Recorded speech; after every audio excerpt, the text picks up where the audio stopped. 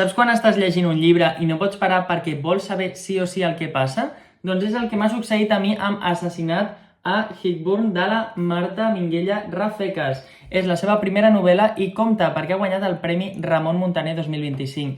Comencem pel fet de que un llibre, si rep un premi, és perquè té alguna cosa. I jo aquesta cosa se l'he trobat, m'ha agradat molt, l'he gaudit perquè m'ha enganxat. O sigui, jo volia saber i no volia parar de llegir per descobrir qui era el possible assassí, si és que hi havia un assassí. Perquè us poso en situació. Reunió d'empresa a Irlanda.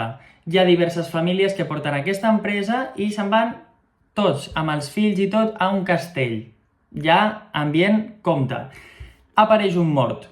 I doncs hem de descobrir si aquest mort realment és assassinat o ha sigut un accident. La Freya és la protagonista, la personatge principal, veurem que és molt peculiar perquè és una persona molt llesta però a la vegada amb poques habilitats socials i que desitja ser com estimada i acceptada pels altres, però que cert un sent rebuig perquè no sap interactuar correctament i de la manera més empàtica sempre.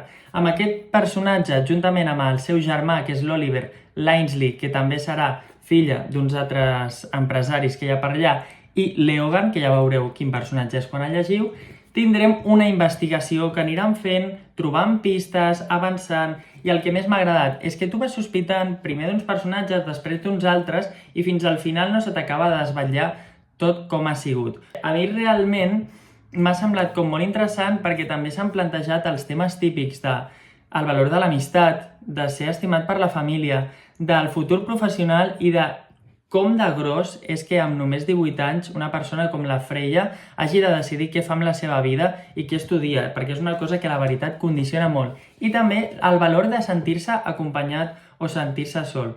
I un debat que crec que és èticament molt interessant i és el de si realment val la pena sempre dir la veritat o si pot haver espai per la mentida en les nostres vides.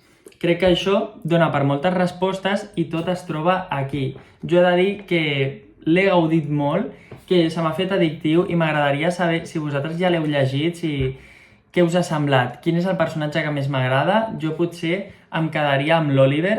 Crec que potser l'Oliver és un personatge que evoluciona bastant, tot i que la protagonista també ho fa.